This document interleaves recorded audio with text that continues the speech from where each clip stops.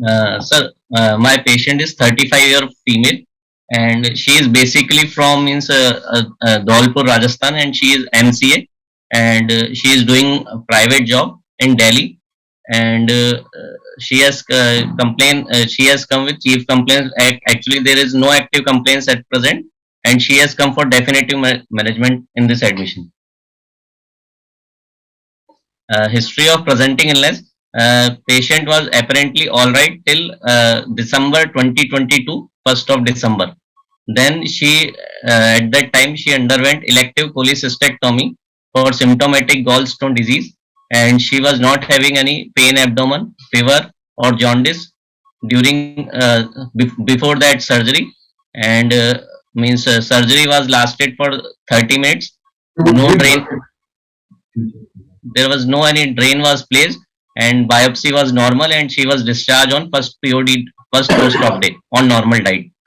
So on post-op day third, she developed pain, abdomen, and jaundice, and she underwent ultrasound, MRCP, and some laparoscopic procedure. And she was told that that metal clip was impinging up to means onto the bile duct. So they have removed that clip, and they have placed a drain. So the drain was draining around 50 ml greenish fluid, uh, means greenish fluid, and she was discharged on post-op day means 7 with drain in situ, and drain was draining around 20 to 30 ml bile per day. Then again on means post-op day means on 11th of December, she again had pain, abdomen, and jaundice, for which she underwent MRCP and ERCP, and stent was placed. And on 17th of December, as the after stenting, drain output completely stopped, and drain was removed, and she was discharged on normal diet. Then again on post-op day 20, around 24th of December, she developed again pain, abdomen, and fever, and underwent ultrasound, MRCP, and ERCP, and she was told to have that that stent which was placed previously has migrated, and the stent has been means exchanged. So she was then after exchanging of the stent, she was asymptomatic for about 3 months, and she came in April 22, on 14th April, for exchange of stent without any, she was not having any complaints at that time, and she underwent MRCP and ERCP, and that bile duct narrowing was dilated, and stent was exchanged on that admission. So again she was asymptomatic for about means 4 months, and she came for exchange of stent, and that bile duct was dilated, and stent was changed, and again on 1st of September 2020. But during these last 2 sessions, she was advised, she was given option of surgical intervention and as well as endoscopic intervention, but they opted for endoscopic management. And but on 15th of September, means this month only, she passed the stents in the stool, and now she has come to means SDMH for further management. At presently she does not have any pain, abdomen, fever, jaundice, any clay colored stool, any abdomen fullness, and any means GI bleeding like hematemesis or melena or bleeding diastasis, any fat soluble vitamin deficiency symptoms, loss of weight or loss of appetite. So in stop here once, come to your presenting illness. There are many deficiencies in your presenting illness. First of all, when we start the case of, as you know, the patient is having history of lap coli in the past. So each and everything should be mentioned very clearly. Pre-operative diagnosis, then the intraoperative procedure, how much was the duration of the duration in the intra-op, any event in the intraoperative period like bleeding, and the post-operative period, as you have mentioned, the patient was having the drain, and the Also, there is no biopsy report you have mentioned in your history. Oh, sir, actually, I wrote all these things in that edited, sir. No, but Yeah. when you are taking history, you are mentioning all the MRCP and ERCP No, reports. sir, actually, this has been made by some other sir. Actually, I have edited all these things in my presentation, sir. I told you. You can speak on the same way. Yes, sir, actually. Okay, sir. Yes. Sir, biopsy was normal. Duration of surgery was 30 minutes, I told, sir. And there was no any complication or bleeding, no transfusion. And she was discharged on the next day, sir, on normal diet. No drain was placed on the, means 1st of December, first surgery. Okay. And she was operated for symptomatic gallstone disease. Before surgery, she was not having any features of acute cholecystitis or cholangitis.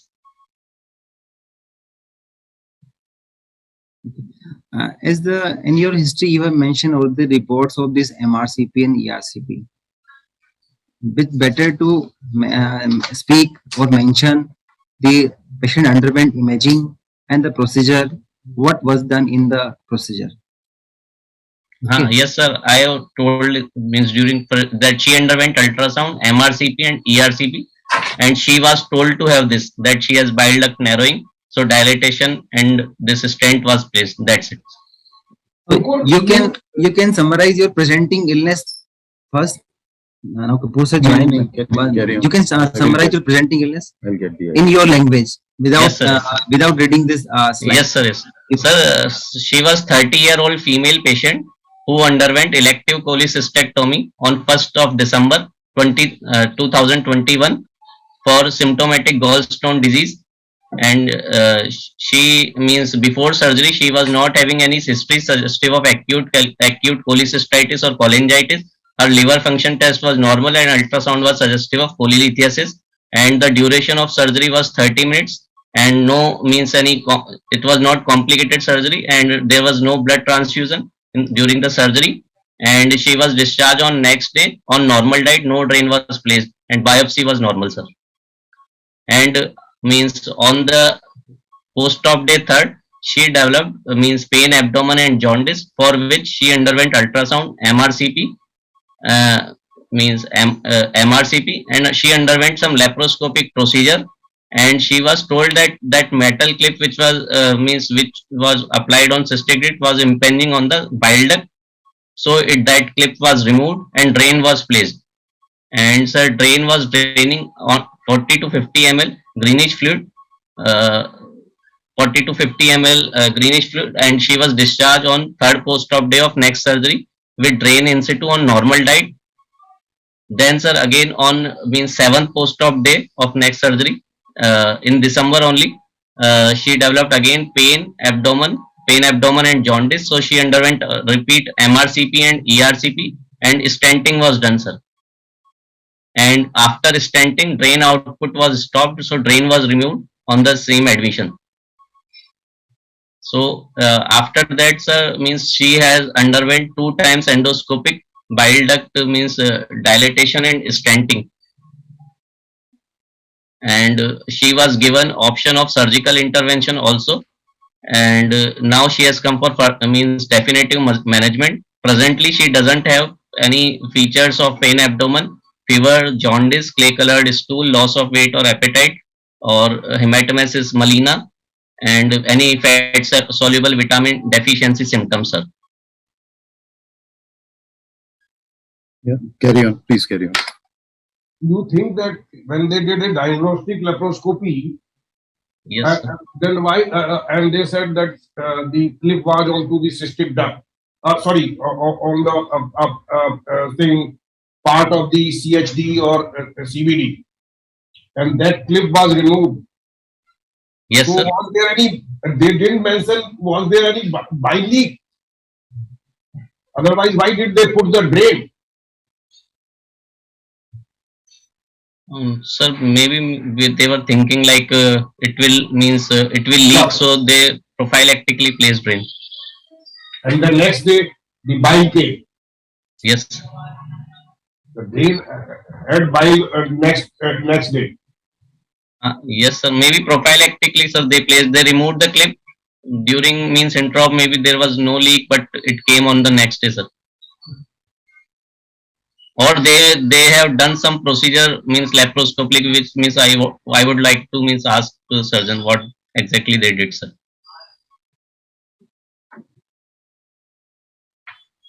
ठीक है, carry on. Sir, Yeah, sir, carry on. sir, actually means I want to tell something, sir. Means that this PPT presentation has been made by some other, sir. What I wanted to present is totally means, sir. It is means hang on हो रहा है, sir. वो नहीं चल पा रहा बिल्कुल भी. So I will present what I have taken, sir. Sir, past history, there was no significant past history and no comorbidity. History of LACS in 2019. Personal history, she is on mixed diet, normal appetite, normal bowel and bladder habits, adequate sleep, and there is no addictions.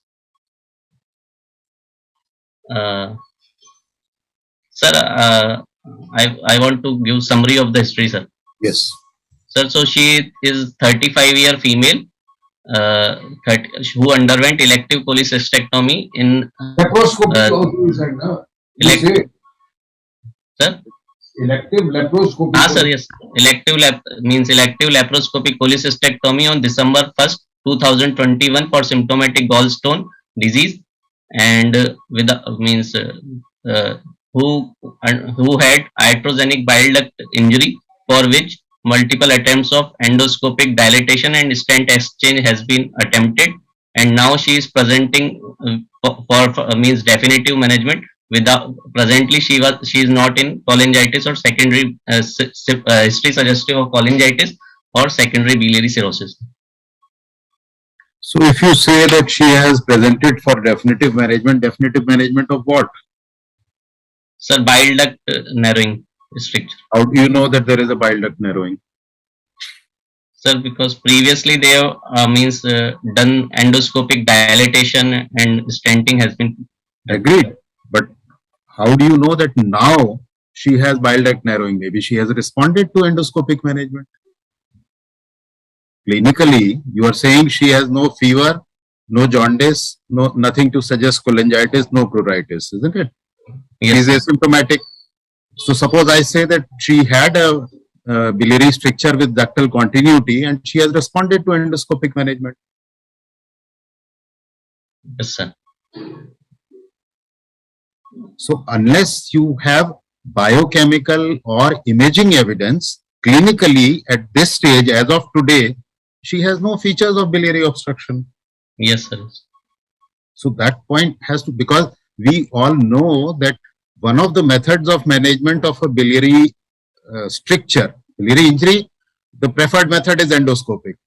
But biliary stricture also, although many of us don't agree, but one of the methods is endoscopic management if the duct is in continuity. In fact, a very good endoscopist, very skilled endoscopist, even with a ductal disruption, can manage, because they do what is known as a rendezvous procedure. So a guide wire is passed from above, percutaneous transhepatic, it comes in the cavity which is communicating with the proximal divided duct.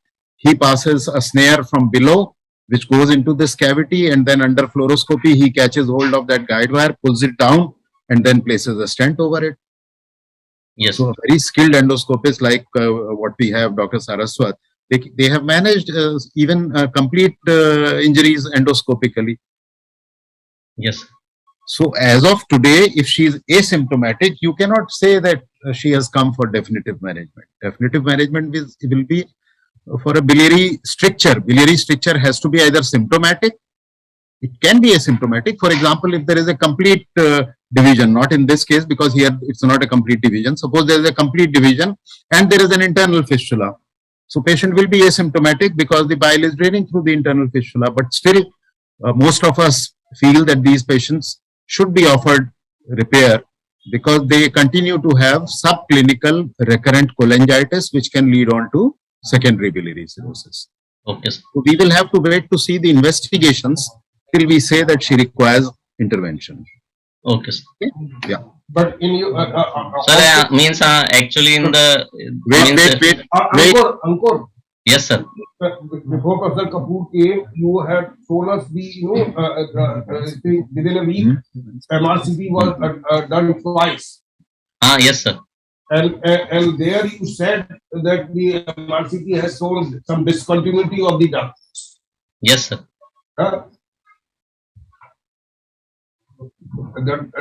State.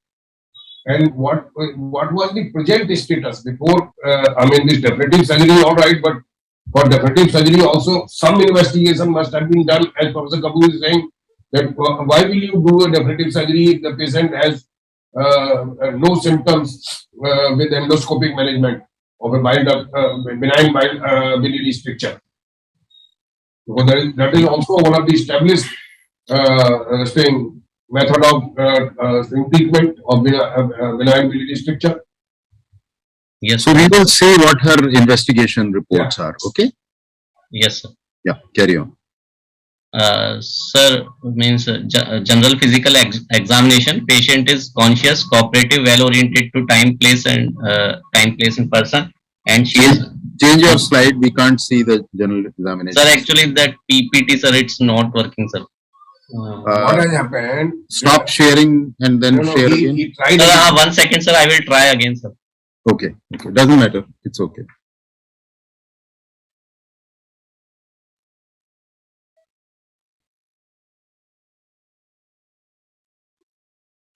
Sir, actually, I have prepared this PPT, but it is not at all moving, sir. Now, not it is means closing. Nothing is happening, sir. To this PPT, I prepared this PPT, sir. It is not working, sir. Okay, carry on.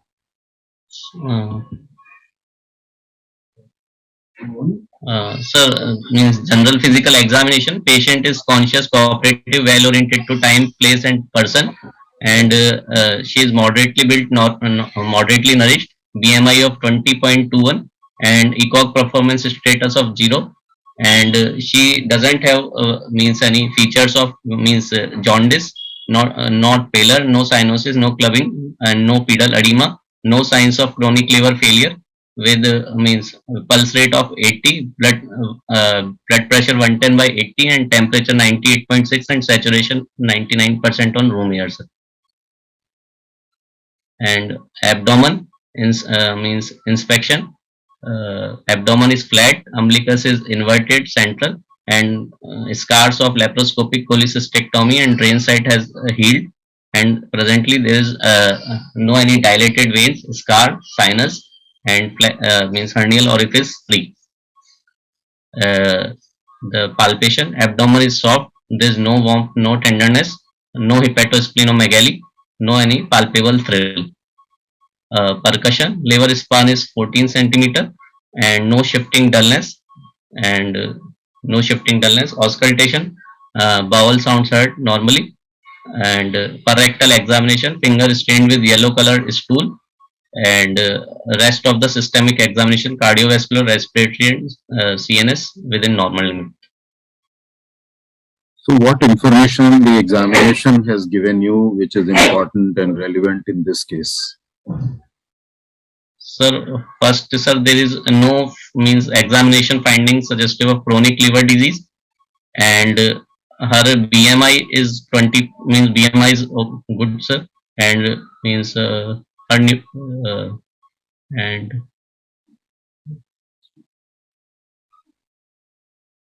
and there is no there is no hepatomegaly. Why do you expect hepatomegaly? Sir, in the beginning phase of chronic liver disease, the liver can be enlarged, sir. That's not in all chronic liver disease. In chronic liver disease secondary to biliary, long-standing biliary obstruction and recurrent cholangitis and secondary biliary cirrhosis, usually the liver is enlarged, as opposed to the common garden cirrhosis where liver is shrunken. Yes. And you should say that she has no jaundice, she has no fever. Yes. Isn't it? Afebrile. Yes, you expect a patient who has a biliary stricture to be having jaundice. She may have cholangitis, then she may have hepatomegaly, cholestatic hepatomegaly, then she may have features of portal hypertension, so there is no splenomegaly, there is no ascites. These are all important negative findings. Yes. Okay. Okay. Any important positive finding? Per rectal? Sir, yellow colored stool, not Yeah, clay very colored. important. If she is having yellow stool, normal colored stool, that means that bile is going into the intestinal tract. Either there is a biliary ductal continuity, as in this case, because she has had endoscopic management, or even if there is a complete transaction, as I said, the patient can be absolutely asymptomatic, no fever, no jaundice, no pruritus, because there is an internal fistula. So if there is an internal fistula, again the stool will be normal colored. But these patients usually have a telltale evidence of biliary obstruction in the form of some derangement of ALK phos or GGT. And if you keep them under observation, as some people do, they are at a risk to develop secondary biliary cirrhosis, especially if it is long-standing story, like in this case, 1.5, almost 2 years. So stool color is very important. It's very important in the acute setting also, acute bile duct injury. When you get a post-cholecystectomy patient, very crude method, not a very good method, but if the stool is yellow, you know that probably ductal continuity is there. And if the stool is absolutely white or clay colored, that means that probably it's a complete injury. Not going to be correct in 100% of cases, but you must look at the color of the stool in a patient with bile duct injury as well as biliary stricture. Yes. Also, again, because she has a long history of biliary obstruction, you always keep the possibility of secondary biliary cirrhosis, portal hypertension, liver failure in mind. So portal hypertension, you should say that there is no melena. The stool is not melenic. As soon as you say that, I know that you are looking at the consequences of long-standing biliary obstruction. So each word you say, each statement you make tells me what is going on in your mind, and then I don't have to ask you a cross question. You immediately automatically get a +1 mark for that. If you don't say it, then I will ask you, is the stool black? What does it mean? So your attempt should be that whatever you say in the exam, there should be minimum number of counter questions generated. Okay. Okay, so what is your diagnosis now at this stage? Sir, means iatrogenic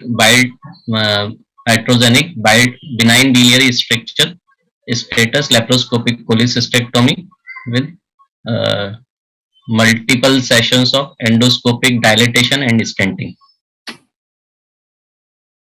without cholangitis or secondary biliary cirrhosis. So you think as of today she has a biliary stricture?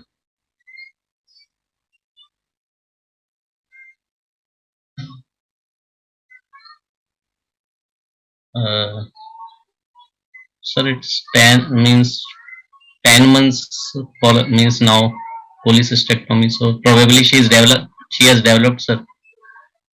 So sorry, I missed a little bit in between. When was she last symptomatic? Sir, in means April, sir. April 22. She underwent cholecystectomy in December 21, and she was symptomatic, sir, in that December full month. Sorry, December 21. Okay, so I was wrong. It is only 9 months. Yes, sir, 9 months duration, sir. I thought 20. Okay. But still, 9 months also. Most people would say that after 6 months, some say even 3 months, you start running the risk of having secondary biliary cirrhosis, especially if there are recurrent episodes of cholangitis. So 9 months also is a long history for a biliary obstruction. So April she was symptomatic. When was the last endoscopic intervention done? Sir, in means 1st of September, sir, this month, 1st September. And what was that? Sir, she told she was not having any symptoms, just for stent exchange she was called. So endoscopic dilatation, bile duct dilatation was done, and stent was exchanged, and she was given option of surgical intervention, and she but opted for endoscopic only, so she underwent endoscopic procedure. So she still has a stent in C2. So no sir, on this month 15th of September, she has passed both the stents in stools. Okay, but on first when the endoscopy was done, Yes, sir. stents were Yes, sir. replaced. Yes sir. So then what I was saying was not correct. Then you should have said that she is asymptomatic because she has stents in C2. Stent, yes sir. So you should have, because sorry, I missed the initial part. So I was wrong. If without stent she is asymptomatic, then yes. But if with stent she is asymptomatic, then definitely we cannot say that she has no biliary obstruction, because she is asymptomatic because stents are there and stents are functioning. So for the last means 7 months, she is having stents, sir, continuously. So then you are right. Then I'm wrong. Then we can't say that she has no biliary obstruction. Then there is no way to know until you remove the stents and see what happens. Those stents have passed. But that is only recently. Yeah. Yes sir, recently only sir. Before yes sir. So a patient who has undergone endoscopic dilatation and stenting, you can say whether the patient has responded or not only after you remove the stents and then see what happens to the patient clinically, biochemically, and imaging. So if she remains asymptomatic, LFT remains more or less normal, there is no intrahepatic biliary radical dilatation, then you can say that the endoscopic management is successful, and that most groups will believe that at least 6 months, preferably 1 year after the stent removal. Yes sir. See whether the yes sir.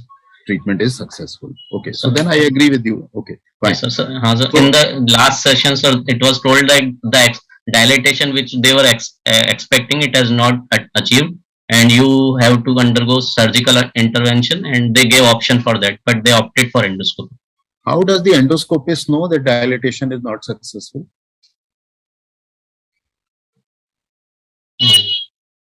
Have you seen any stricture, biliary, esophageal, rectal, being dilated by endoscopist or radiologist? No, sir, I have not seen. Sir. This is, again, whatever comments I make are not for you, they are for all students. This is bad. You must go and see these procedures yourself. Then only you will learn, and then you should ask. So what they do, they put a balloon, they distend the balloon. When the balloon is distended, at the site of stricture, the balloon is constricted. It is known as the waist of the balloon, kamar. And when the pressure is increased, if the stricture dilates or gives way, that waist gets obliterated. So obliteration of the waist is how the endoscopist or radiologist says that he has been successful in dilating the stricture, whether it is esophageal, whether it is biliary or anywhere. Okay, so it is the wasting of the balloon and obliteration of the waist, and then they place the stents. So the diagnosis, a correct word, when you say status cholecystectomy, see status word is used, suppose you say CA rectum with obstruction, status proximal ileostomy. Here cholecystectomy is not the status, cholecystectomy is the cause. So a better way to say it will be post-lap chole, biliary injury, bile leak, biliary stricture, managed endoscopically with repeated attempts at dilatation and stenting with stent in situ. And then, yes, Rajen. Yeah. The point about endoscopic therapy of bile duct strictures has been shown that the simpler strictures are better dilated and maintain their dilatation, while the more proximal strictures don't respond well to dilatation. And the reverse is true according to those philosophers of surgery. But the real end of the fact is that many of the strictures that are bismuth type 1 can be managed by dilatation. Nowadays, they are putting 2-3 stents also, plastic stents, and they are able to maintain the patency of the duct. And after removal, after 6 months, if it restrictures, they advise surgery. If it doesn't restricture, they advise that they continue. Yeah, so what Dr. Desai said that the strictures which are more favorable to or more likely to respond to endoscopic dilatation are relatively low strictures, bismuth type 1, type 2, short strictures, short length of stricture, and obviously you have to have a ductal continuity. But the counter argumented that these are the very strictures where results of surgery are almost 100%. In these type of strictures, you should not have a failure of a proper Roux-en-Y hepaticojejunoscopy done at the biliary ductal confluence. Whereas the difficult strictures, that means type 3, type 4, type 5, long strictures where there is a loss of length of the CBD, they are either not amenable or very difficult to manage endoscopically, and they are probably better managed by surgical method. And even after surgery, the results are not as good as a favorable stricture. Okay, so she comes to you now. Yes. How will you decide what to do with her?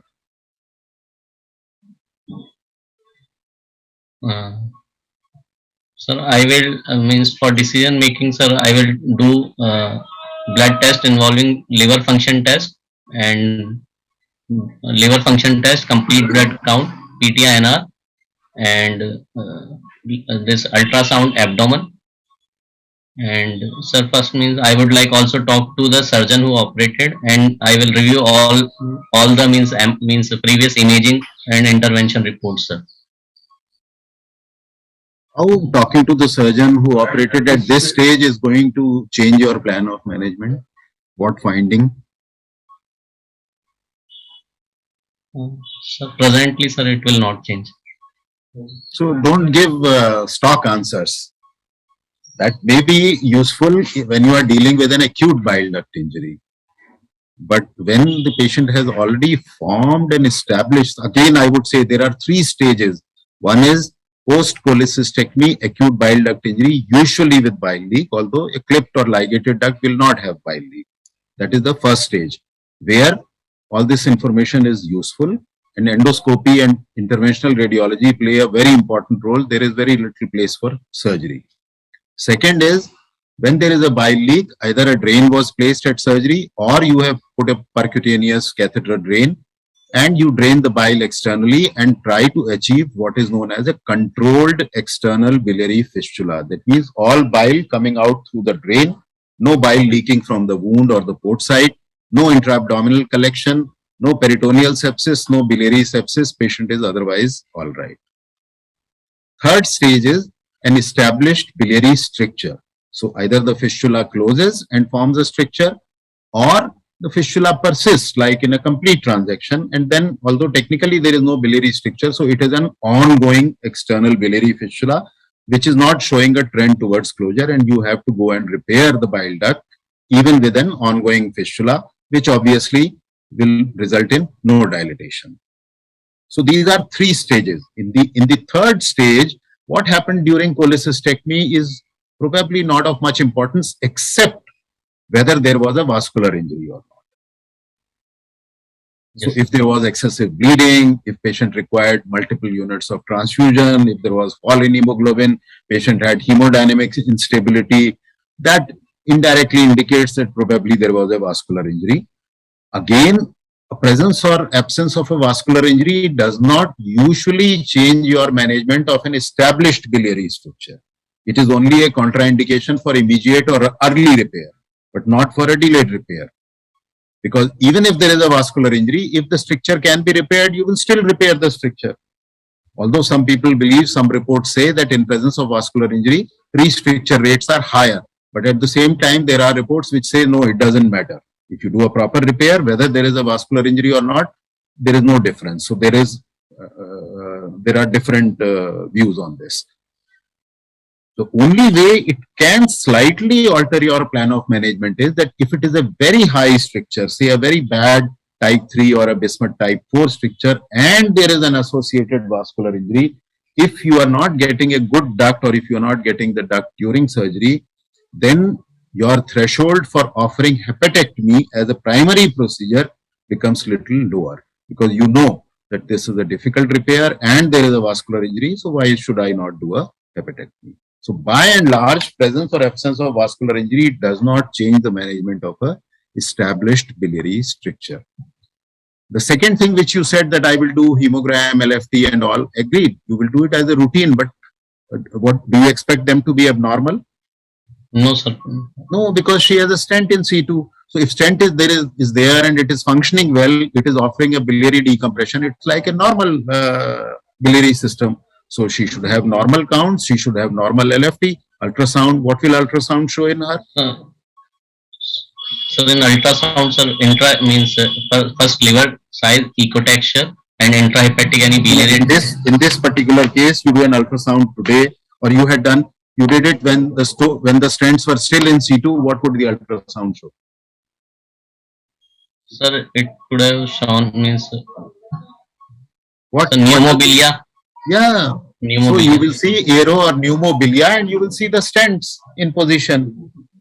In fact, presence of aero or pneumobilia or absence of it is a very good indicator of whether the stents are in place and whether they are patent and functioning. If you don't see aerobilia or pneumobilia, you start suspecting that either the stents have moved or they are blocked. So whenever you want to check for stent patency, you look at counts, you look at LFT, and the best way is you do an ultrasound. So suppose when the stents were in C2, her LFT was normal, she had normal hemogram, PT-INR was normal, and ultrasound showed aerobilia. Now, how would you decide how to proceed with the management of this case? Partly we have already covered that, but what would you say? Sir, already she has underwent means three sessions of endoscopic dilatation and means this stenting, and means so she has to undergo multiple means sessions, and this long term advantages of surgical management is good, sir, for means this post cholecystectomy benign biliary stricture. So I would like to offer her surgery, sir, surgical intervention.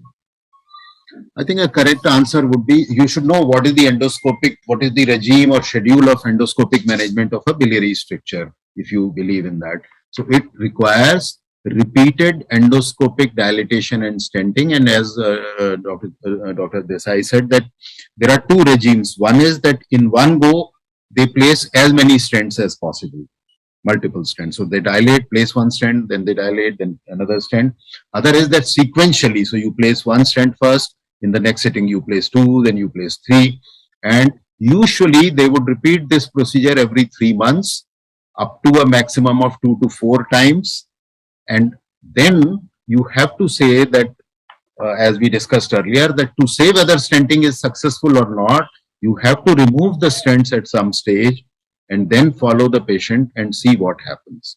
So if now in this case you said that endoscopist himself has said that this stricture has not been dilated, so that means it is not an appropriate or complete or successful treatment, and then what you are saying is right, that she can be taken up for surgery. But suppose the endoscopist feels that good dilatation has been achieved and he has been able to place 2, 3 or even 4 maximum. I have seen Dr. Saraswat putting 5 or 6 stents. So if that is the case, then you have to wait for the stents to remain there for 3 months. Some people would say 6 months. Remove the stents and see what happens.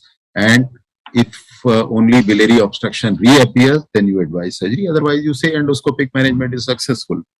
So, although we are all surgeons, but all of us should know that there is another option of endoscopic management of biliary strictures, which can be tried and given a try in select group of patients. And depending on the type of or the level of stricture, we can predict whether it is going to be successful or not. But the success of stenting is decided only by following the removal of the stent, at least for 6 months, preferably 1 year.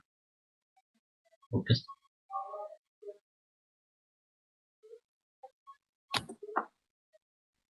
Any questions from your side? Any other student wants to ask anything? Sir, I want to have, sir, I have some 1 or 2 doubts, sir. Yes, go ahead. Sir, means in this type of patient, what to means mention in chief complaint? Can we comment like this? She is not having any complaints, and now she has come for definitive management. Can we say, sir, like this? But you have to say for definitive management of what? When you presented first time, I thought that patient was being your follow-up case, and that's why you are saying. But if the patient has come to you from other center for specifically for management, I didn't. So then you must mention. Doesn't matter that if the diagnosis is known, but if you are presenting a case,